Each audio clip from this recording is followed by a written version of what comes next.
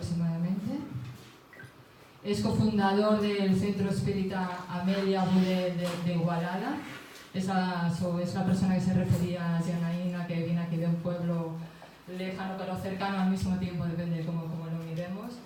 Y bueno, y nos va a hablar del espíritu y evolución, teniendo en cuenta de que esa evolución del espíritu está inmersa, está inherente a estas leyes divinas que nos rigen, y que gracias a ese regalito, a esa bendición que tenemos de la reencarnación, es lo que nos va a ayudar a realizar esas conquistas sostenidas por esas dos alas que comentamos siempre, ¿no? Que son el amor y la sabiduría. Así que, José, cuando quieras, adelante con tu conferencia. Gracias. Muchas gracias. Yo me muevo mucho y con vuestro permiso voy a... ¿Sí, puedes? Sí. Bueno, compañeros, para mí es un auténtico placer estar aquí hoy con vosotros y aceptar la invitación que se nos hizo expresamente del Centro Espírita Amalia Domingo Soler, que para nosotros es como estar en nuestra propia casa, ya que hemos crecido juntos dentro de la propia doctrina. Bueno, se nos hace muy difícil, si no imposible, poder imaginar dónde estaría el principio y el final de las cosas. Somos espíritus todavía muy pequeños, evolutivamente hablando, y nos queda mucho camino por recorrer. Pero en cualquier caso, nos podemos, como punto de partida, aferrarnos a la pregunta 27 del libro de los espíritus. La pregunta es así: el universo se define en una tríada similar a las tríadas druídicas: Dios, Espíritu y Materia. Lo vemos en el párrafo 27, cuando Kardec pregunta si existen los elementos generales, el espíritu y la materia. Los espíritus responden así: sí. Y por encima de todo está Dios, el creador y padre de todo. Esas tres cosas constituyen el principio de cuanto existe, la Trinidad universal. Pero al elemento material hay que añadir el fluido universal, que desempeña un rol de intermediario entre el espíritu y la materia, propiamente dicha. Demasiado grosera para que pueda el espíritu ejercer una acción sobre ella, aun cuando desde cierto punto de vista se puede clasificar como elemento material. El fluido universal se distingue por poseer propiedades especiales. Si fuera positivamente materia, no existiría razón para que el espíritu no lo fuese también. El fluido universal está colocado entre el espíritu y la materia. En definitiva, este fluido universal del que habla no deja de ser materia en distintos grados evolutivos, pero estaría marcado dentro de lo que es el espíritu y materia, puesto que en definitiva forma parte, está entre las dos partes. Puede ser de la parte más sutil, tocaría el espíritu, o la parte más, digamos, más material, ¿no? La materia. Por lo tanto, en definitiva, lo que nos interesa es saber que de las manos de Dios existen estos dos elementos, espíritu y materia, y que por tanto son inseparables. Fijaos en lo que dice aquí. Puesto que dicho fluido universal primitivo elemental es el agente que el espíritu utiliza, constituye el principio sin el cual la materia se hallaría en perpetuo estado de dispersión y no adquiriría jamás las propiedades que la fuerza de gravedad le otorga. Bien, entonces, partiendo de esta información que los espíritus nos ofrecen, nosotros podemos incluso teorizar cómo sería el principio, ¿no?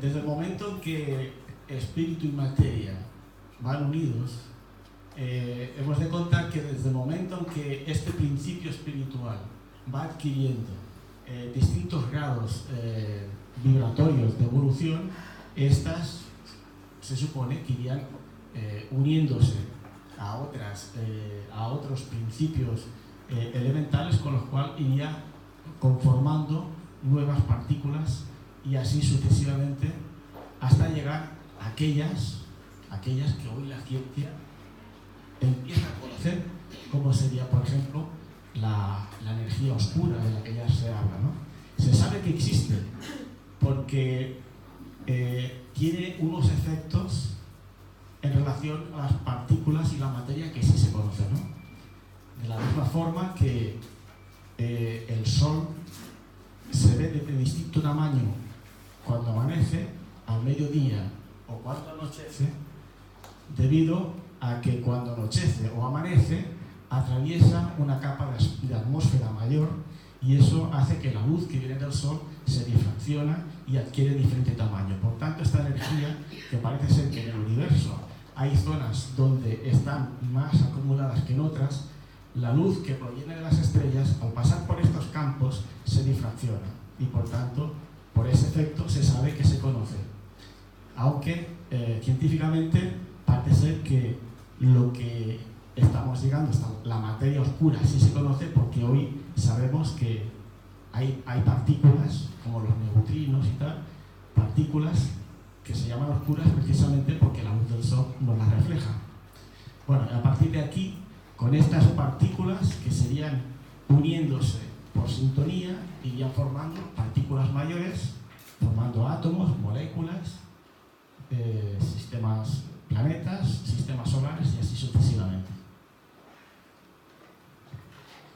Bueno, Newton, en el primer tercio del siglo XVIII, desarrolla la teoría corpuscular de la luz a través de un prisma donde la luz blanca, que es la luz que proviene del Sol, esta luz se fracciona en distintos colores.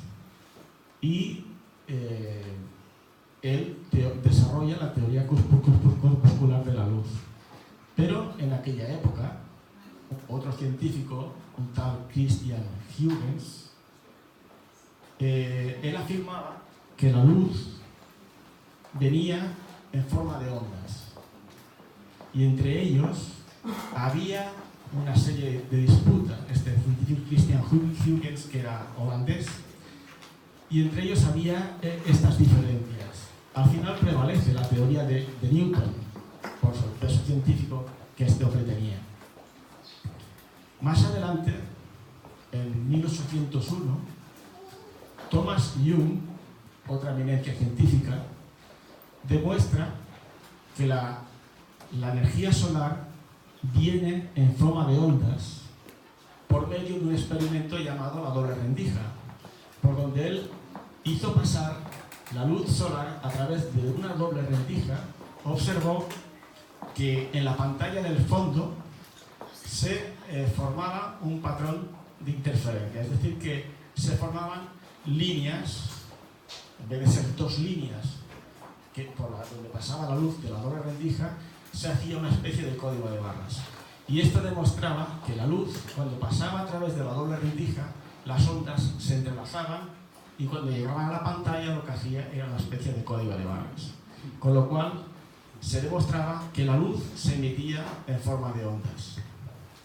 2 años después, otro científico, otra eminencia científica, que fue John Dalton, demuestra científicamente la teoría, es una teoría científica que afirmaba que la materia, o sea, la teoría corpuscular de la materia, y él lo demuestra de forma científica. Y para él la materia está formada por partículas que tenían distinta masa, y él establece una tabla donde estas partículas tenían distinto peso, distinta masa. Pero aquí aún no se ha llegado todavía el átomo resulta que todavía teóricamente es indivisible. Pero esta teoría que este hombre desarrolla en realidad fue muy útil. Después Rutherford, también se llama este hombre, descubre el núcleo del átomo, y más tarde Max Planck desarrolla con estas bases la teoría de la mecánica cuántica. ¿Qué ocurre? Científicos posteriores, a través de la prueba de la doble rendija, hacen pasar electrones, que se supone que son partículas, por esta doble rendija. Resulta que cuando pasan los electrones por la doble rendija, ocurre lo mismo que con la luz. Se forma un patrón de interferencias, y esto ocasiona en los científicos una enorme duda, porque ¿cómo puede ser? Si los electrones son partículas lanzando canicas, ¿cómo puede ser que se formen ondas? Esto estableció una duda enorme, y pusieron un aparato para poder detectar qué era lo que el átomo, o sea, el electrón, qué es la función que hacía, para ver por qué rendija pasaba, o para ver cómo se podían formar el patrón de interferencias. Se dieron cuenta de que el electrón, cuando era observado, se transformaba en partícula, y cuando no era observado, se transformaba en onda. Y esto era para la ciencia una cosa tremenda, porque es el doloroso dilema de la ciencia, porque en principio la partícula y la onda parecían cosas completamente opuestas. No se podía entender que una partícula se podía transformar en onda. Cuando la observabas era la partícula, cuando no la observabas eran ondas. Doloroso dilema. Entonces, esto se llega a la conclusión de que la materia, claro, todo este rollo tiene un significado, de que la materia interactúa con el pensamiento del ser humano. ¿Y cómo puede ser? ¿Cómo puede ser que la materia que observamos pueda interactuar con nuestro pensamiento? ¿A qué se debe eso? Esto, la verdad que esto nos da a entender, por ejemplo, por qué en los centros espíritas, por ejemplo, se reserva una sala que sirve para la mediunidad o captar, porque nuestro pensamiento que emite ondas electromagnéticas, de alguna forma, la materia que está envolviendo, pues queda impregnada o obedece al pensamiento de las personas que distamos. Esto explica también por qué en muchas casas, las plantas que son sensibles al pensamiento humano, al psiquismo que habita ese hogar, pueden de alguna forma vivir o no vivir, porque son sensibles a la materia que nuestro pensamiento transmite. De esta forma podemos entender también que si el pensamiento de Jesús, si nuestro pensamiento interactúa con la materia, nosotros que somos espíritus pequeños, podemos imaginar los espíritus grandes, la capacidad que tienen para interactuar con la materia. Entonces, estamos observando, pues, que la materia tiene vida, porque interactúa con nuestro pensamiento. No es algo muerto, no es algo inerte, es algo que tiene vida, que responde ante estímulos exteriores. El mineral, el mineral con su principio espiritual sigue evolucionando. Nos encontramos minerales, llamados cristales, que ya responden a un estímulo exterior. Aquí he puesto el cuarzo como ejemplo, pero hay muchos más, ¿no? El cuarzo, por ejemplo, cuando recibe presión o recibe un golpe o se presiona, estimula una corriente eléctrica. Esto es muy curioso. Pero si se le da una corriente eléctrica, el cuarzo ejerce vibraciones. Esto nos explica, nos da a entender, por ejemplo, los relojes de cuarzo, ¿no? Todo el mundo ha oído hablar de los relojes de cuarzo, ¿no? El reloj de cuarzo, en definitiva, el funcionamiento de las agujas del reloj, su precisión lo da precisamente las vibraciones del cuarzo, no la pila. La pila que tiene el reloj sirve para estimular el cuarzo.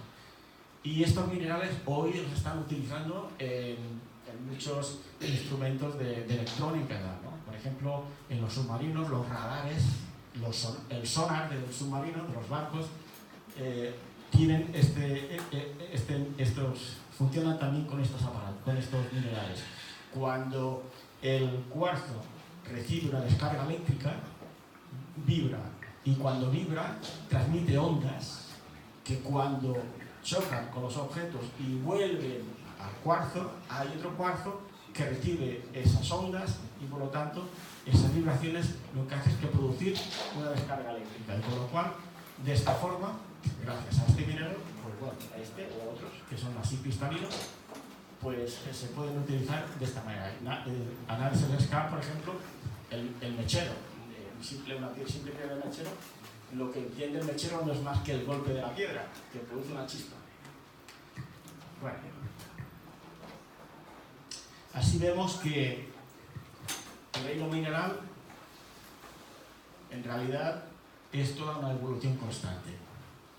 No hay nada que esté parado en la creación. Nada está muerto, todo está vivo. Nadie puede decir que las piedras están muertas, porque solo bastaría darnos cuenta que las propias piedras todas tienen átomos y energía tienen más que suficiente. Así pues, en la pregunta 540 dice: los espíritus que ejercen acción en los fenómenos detonadores quizás esta parte nos interesa tanto. Yo creo que nos interesa más aquí, a la parte donde están las líneas en rojo. La pregunta 540 dice así todo sirve, todo se coordina en la naturaleza, desde el átomo primitivo hasta el arcángel, que a su vez ha empezado por el átomo. Estamos viendo cómo espíritu y materia son inseparables, porque el mismo ser del que se está hablando, arcángel, espíritu superior, empezó por el átomo. Admirable ley de armonía, cuyo conjunto no puede apreciar vuestro espíritu limitado.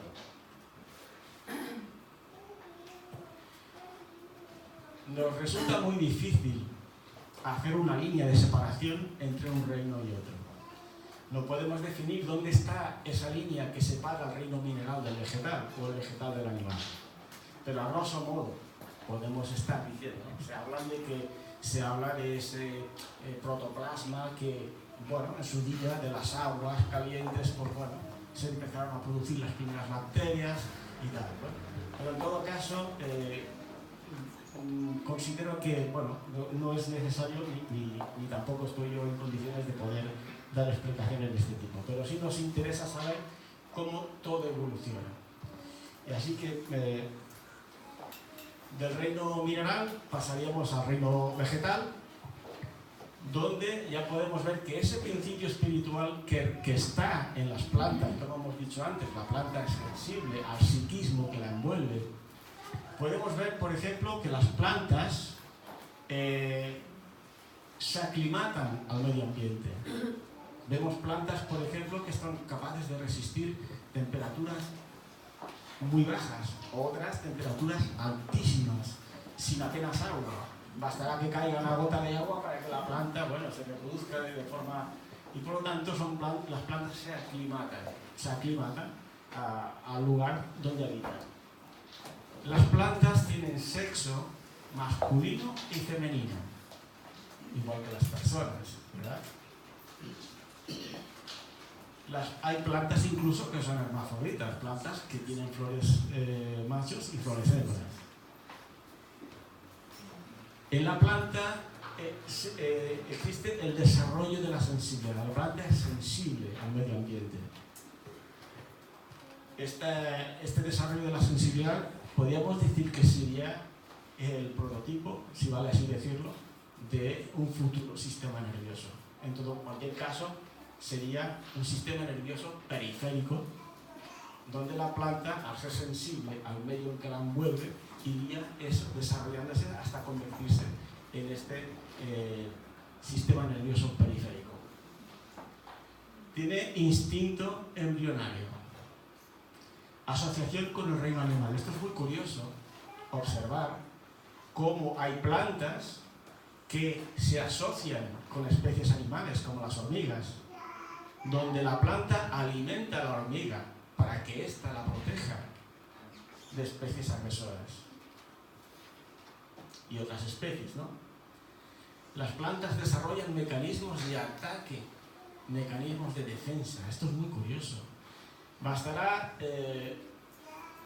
salir al campo y observar las plantas, o observar la naturaleza.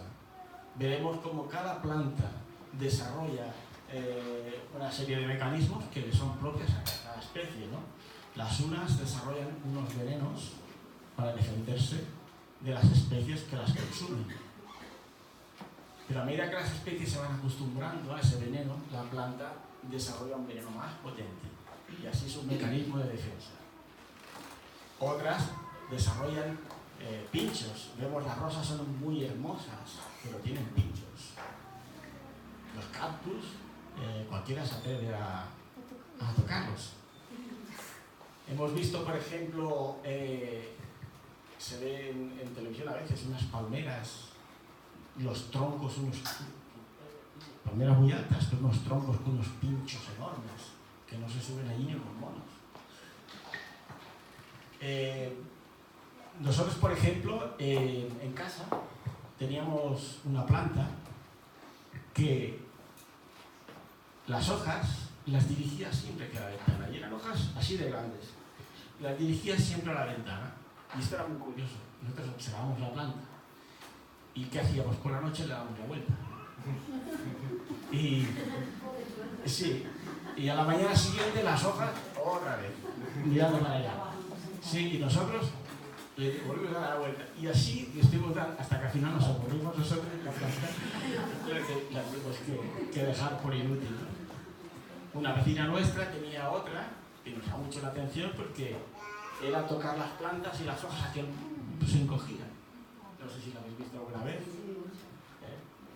Esto obedece, no voy a decir a una especie de voluntad, porque no, las plantas no han desarrollado todavía, pero sí obedece a un mecanismo que va más allá de lo que podíamos llamar simplemente materia. Hay algo más. Y además, en las plantas, vimos otra vez una ocasión, ¿os acordáis? El día que fuimos a Alcover, no sé quién vino. ¿Quién vino? ¿Tú? No. ¿Alcover? ¿Quién vino a Alcover? Bueno, Patricia vino. Bueno, recuerdo que observamos una planta que tiene unas hojas muy parecidas a la parra y tiene un tallo muy finito y es una planta trepadora porque subía para arriba. Cuando la planta detecta que ya es inestable, traza un lazo a la planta que está a su lado. Cuando lo enlaza, lo seca para que quede sujeto, crece otro palmo y cuando la planta ve que no tiene estabilidad, traza otro lazo y así es trepadora y crece hasta arriba. Este mecanismo de por qué la planta traza el lazo, lo seca, porque la planta sigue verde, pero el lazo lo seca. Y así, ¿no? Observamos también cómo, por ejemplo, las plantas, los árboles, se desarrollan con más salud cuando crecen envueltos en plantas de su misma especie que cuando crecen de forma aislada. Observamos cómo el árbol que crece al lado de una pared se aparta de ella sin tocar la pared. Observamos como hay plantas incluso que son, podríamos decir, vegetarianas. Las enredaderas, por ejemplo, ¿no? Trazan una rama. Es curioso que algunos árboles los evitan y otros no. No veréis, por ejemplo, un roble o una encina grandes, cuando son grandes, que las enredaderas, pero sin embargo los pinos se ve que le encantan. Entonces vemos que las plantas son seres vivos.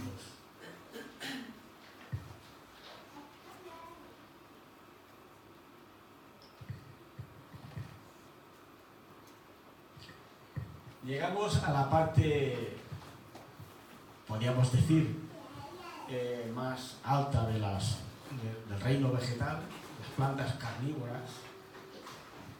donde ya no solamente se alimentan de tierra, se alimentan de especies. Por ejemplo, vemos esta de aquí, esta que atrapa la avispa. Vemos este sistema, esta sensibilidad o sistema nervioso primitivo. Es la sensibilidad de la planta cuando capta, cuando toca la avispa, la acción de apresarla. Eso ya está tocando prácticamente el reino animal. Otras son de diferentes formas. Otras, por ejemplo, que se alimentan de otras plantas.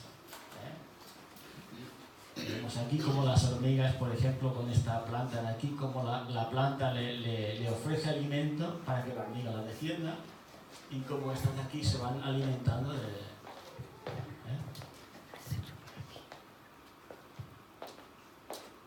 Pasado el reino vegetal, entraríamos en el reino animal. Insisto, es muy difícil hacer una separación entre un reino y otro. Pero bueno, cuando empezaríamos a entrar en el reino animal, aquí tendríamos desarrollo del sistema nervioso central ya, y con él el resto de los sentidos físicos, como es el olfato, el gusto, el oído y la vista, acompañados del necesario desarrollo de los órganos útiles para la información recibida del espíritu a la materia, porque lo que evoluciona, no nos engañemos, no es la materia, no es lo que ven nuestros ojos, sino que es el principio espiritual que desarrolla y que se reviste de la materia que le es propia a su desarrollo evolutivo. Es de lógica, es decir, sentir que el psiquismo de un perro no podría tener el cuerpo de un gallo, por decir algo. La herramienta que utiliza ese principio espiritual está en sintonía con sus propias necesidades.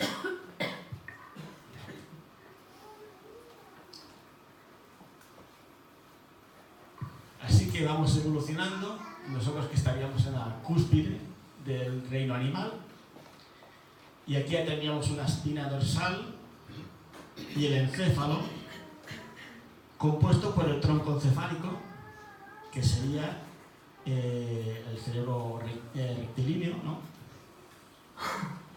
El diencéfalo, cerebelo y cerebro en el reino animal, y el lóbulo frontal, que corresponde únicamente a la especie humana.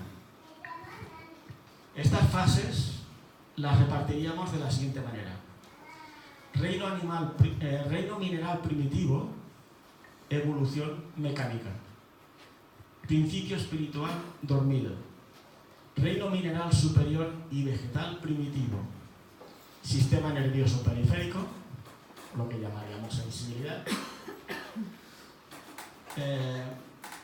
sistema periférico embrionario, sistema nervioso periférico en estado embrionario, sensibilidad e instinto embrionario; reino vegetal superior y animal primitivo, sistema nervioso periférico desarrollado y sistema nervioso central embrionario, sensibilidad e instinto desarrollados, inteligencia embrionaria; reino animal superior, sistema nervioso central desarrollado, componiendo las distintas capas encefálicas en el transcurso evolutivo: sensibilidad, instinto, inteligencia desarrollados, razonamiento y conciencia embrionarias. Y en el humano ya nos encontramos lóbulo frontal desarrollado, sensibilidad, instinto, inteligencia, razonamiento y conciencia desarrollados, siguiendo el curso evolutivo. De tal forma que en nosotros somos el compendio de todo lo que hemos pasado atrás. Es decir, que lo que hoy son las hojas de los árboles acabarán siendo nuestros pulmones. Lo que es la savia de los árboles acabará siendo nuestro circuito sanguíneo, ¿no? Y así sucesivamente. No nos parezca tan extraño esto, porque vemos, por ejemplo, que hay una relación muy estrecha entre unos reinos y otros. Observamos, por ejemplo, cómo hay especies de animales, sobre todo las más primitivas, los reptiles, que todavía no han desarrollado el mecanismo todavía son de sangre fría. Entendamos que las plantas os pasa igual. La savia de los árboles durante el invierno se detiene para que durante las épocas más cálidas se desarrollen. Las épocas de apareamiento en los animales, sobre todo los más primitivos, son similares también a las de las plantas. Y en nosotros todavía existen instintos animalizados que no podemos negar, porque no estamos tan lejos del reino animal.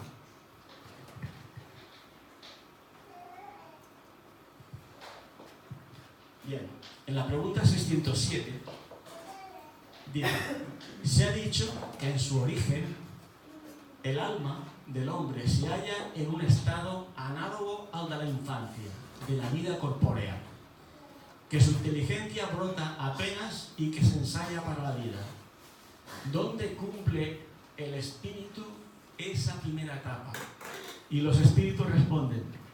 A mí esta respuesta me maravilla, porque dice: en una serie de existencias que anteceden al periodo que llamáis humanidad. Es decir, ¿cuándo empezaríamos a tomar? ¿Cuál sería el inicio de nuestra conciencia? Que corresponde a la especie humana. Y los espíritus dicen que una serie de existencias que anteceden a lo que llamáis humanidad. Bien.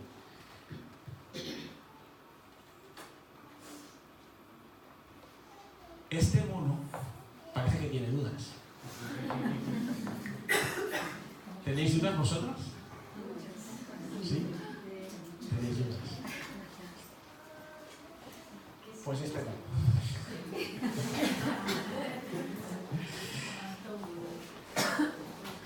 He sacado los chimpancés, pueden serlo, creo, desde mi punto de vista, los bonobos pueden ser incluso, son más, por lo menos más pacíficos que los chimpancés, pero bueno, los gorilas, los homínidos en general, ¿no? En realidad, les falta muy poco para ser humanos. Por la televisión a veces vemos, el otro día salió precisamente una mamá gorila, cómo besaba a su bebé, cómo lo besaba y lo acariciaba. Bueno, era una imagen que te conmovía y lo ves unos gestos tan humanos, ¿no? Fijaos,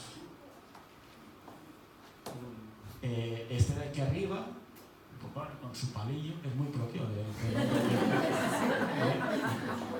del hombre que sale del mar, incluso con el palillo en la boca. El curioso aquel, ¿verdad? Aquellos dos colegas que van por allí, que van cogidos de la mano. ¿Veis, Esta mamá con su cría, aquellos dos amigos que se están ahí, aquellos dos que van del brazo, ¿no? Este abrazo que se dan es un abrazo humano. Aquel que está preocupado, por algún motivo será. Y el otro, que no lo ve de aquí, bueno, pues está ahí pues mirando la cámara. Son gestos totalmente humanos.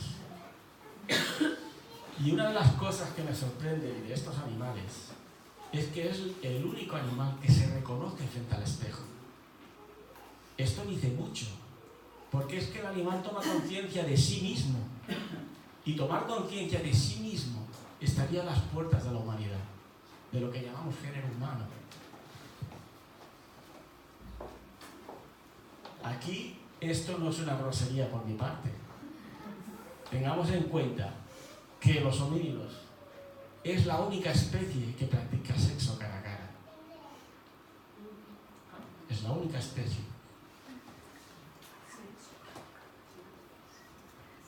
Esta imagen a mí me resultó muy curiosa cuando lo vi en un reportaje, porque esta, tengo que decir que es una mona, que no es un mono, pero bueno, no creo que haya gran diferencia en este asunto. Resulta que sabéis que en la selva a veces se forman claros donde hay agua y muchos animales de la selva van allí, pues bueno, se espacian allí, ¿no? Y esta mona resulta de que, bueno, pues había como una laguna. El animal, antes de meterse, pensaba si le podía cubrir o no. Y entonces mira a su alrededor y encuentra ese palo que estáis viendo.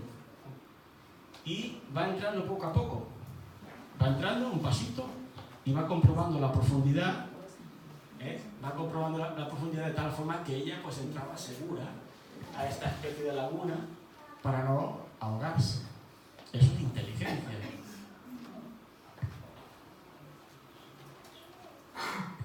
Este gesto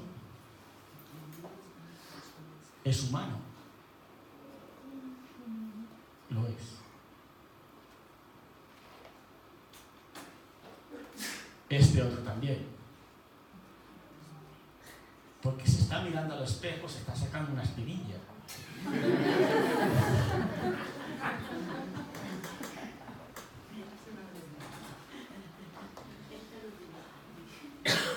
Y este, pues, es el más feliz del mundo.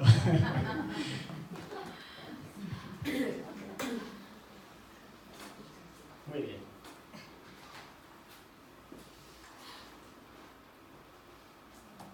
¿Por qué la 634? ¿Por qué está el mal en la índole de las cosas? Me refiero al mal moral. ¿No podía Dios crear a la humanidad en mejores condiciones? Dicen, ya te lo hemos dicho. Los espíritus fueron creados simples e ignorantes. Dios deja al hombre que escoja el camino, tanto peor para él si opta por el mal. En tal caso, su peregrinaje será más largo. Si no hubiera montañas, el hombre no podría comprender que es posible ascender y descender. Y si no hubiese rocas, no comprendería que existen cuerpos duros. Precisa que el espíritu coseche experiencia. Y para esto hace falta que conozca el bien y el mal. Por eso existe la unión del espíritu con respecto al cuerpo. Bien, se ha dicho muchas veces que en moral, muchas veces el animal supera al hombre. No es cierto. El animal, aún en las especies más evolucionadas, todavía no ha desarrollado el sentido del ego. Es decir, la superioridad del yo con respecto a los demás. ¿Qué es lo que nos pasa? Es lo que nos diferencia al ser humano. El egoísmo, el orgullo, que son propias de ese nivel de conciencia que nosotros tenemos de nosotros mismos con respecto a los demás y que los animales todavía no han desarrollado. A través de las reencarnaciones sucesivas, el espíritu evoluciona. ¿Cómo sería posible, pues, que una gacela, solo nacer, ya naciera con el instinto de la velocidad, de correr?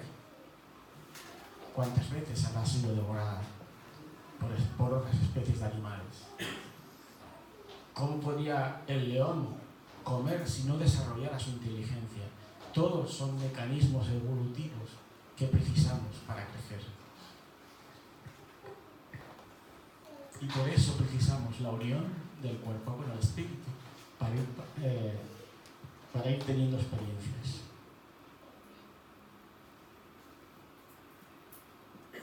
Reconocer la existencia de Dios, pues no es difícil, creo yo, para el simple observador. Desde mi punto de vista, creo que para el pensador, para la persona que quiera molestarse a pensar, por muy ateo que sea, le será mucho más difícil negar la existencia de Dios que lo contrario. Porque precisamente no nos hace falta saber si se llama Dios o cómo se llame, no importa.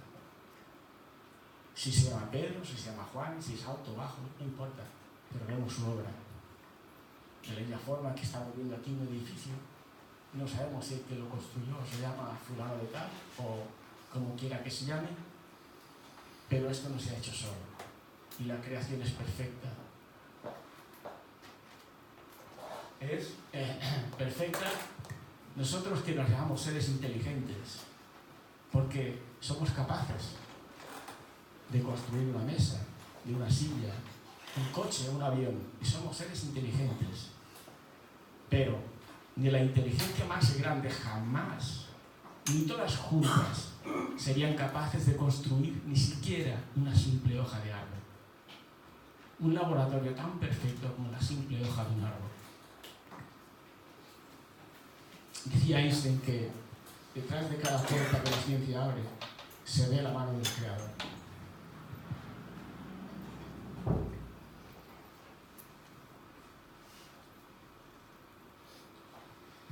Esta pregunta, ¿por qué Dios no nos hizo perfectos? Si nos hubiera hecho perfectos, no existiría nada. Nada, porque todo evoluciona. No existirían plantas ni árboles. No existiría nada.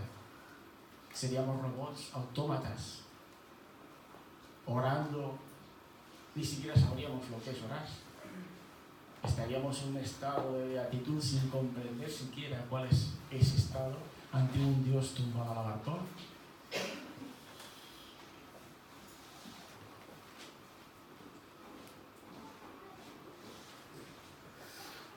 Y ahora unas palabras de Víctor Hugo que dice: hay quien dice que el alma es solamente la expresión de las fuerzas corporales. Y yo pregunto, ¿por qué la mía es más luminosa ahora, cuando mi vida declina y esas fuerzas corporales me abandonan? Sobre mí se cierra el invierno y en mi alma florece una primavera eterna. Las lilas, las violetas y las rosas perfuman y se abren como cuando yo tenía 20 años. Viviré 1000 vidas futuras, continuaré mi obra, escalaré de siglo en siglo todas las rocas, todos los peligros, todos los amores, todas las pasiones, todas las angustias, y después de miles de ascensiones, liberado, transformado, mi espíritu volverá a su fuente, fundiéndose en la realidad absoluta como el rayo de luz vuelve al sol. ¿Tengo tiempo de poner sí?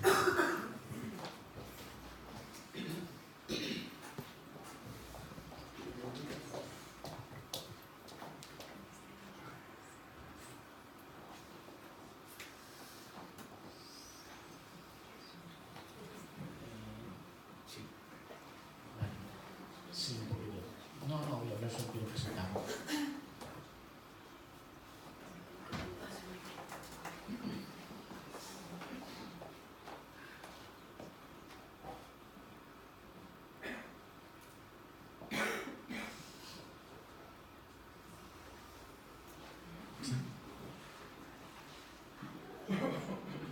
Mirad, este vídeo que os quiero presentar dura muy poquito, 5 minutos.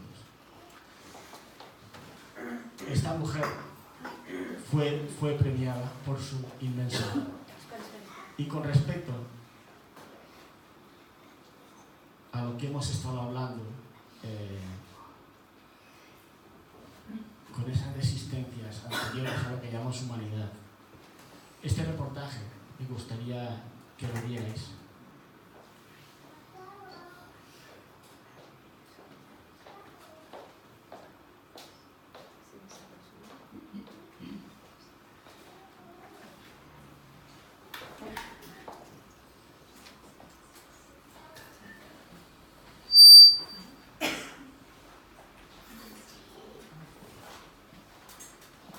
¿Mi sonido?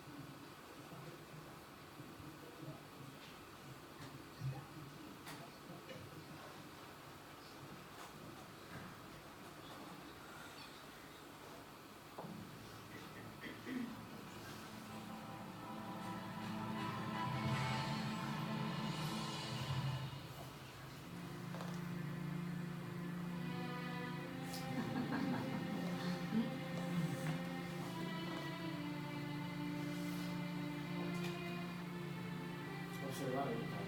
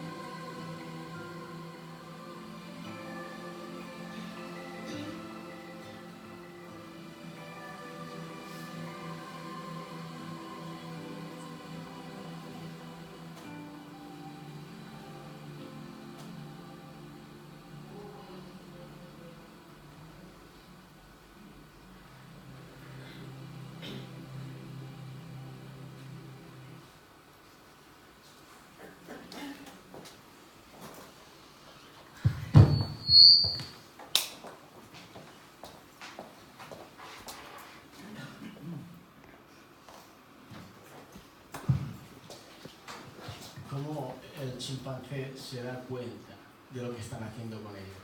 La libera. Ella sabe que la están liberando. ¿De qué forma se despide? Identifica esto. Esto era únicamente para hacer pensar un poco de que la evolución no tiene saltos.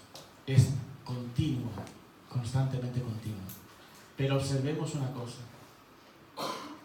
El salto evolutivo que hay del chimpancé al hombre ya no se está dando aquí en la Tierra. Es un salto evolutivo de varios millones de años. Todas aquellas especies que en su día habitaron la Tierra, como los australopitecos y el hombre de no sé qué, no sé cuántos, se llaman nosotros, toda esta especie, todo este salto evolutivo ya no se está dando aquí. Entonces nos hace pensar que los espíritus que están surgiendo de estas especies seguirán evolutivamente, serán caminando evolutivamente, pero tendrán que ser ya en otros lugares. Quizás sea ese famoso eslabón perdido del que habla la ciencia, porque incluso científicos materialistas están ya diciendo que posiblemente ese eslabón perdido pudo venir de fuera. Muchísimas gracias por esta atención.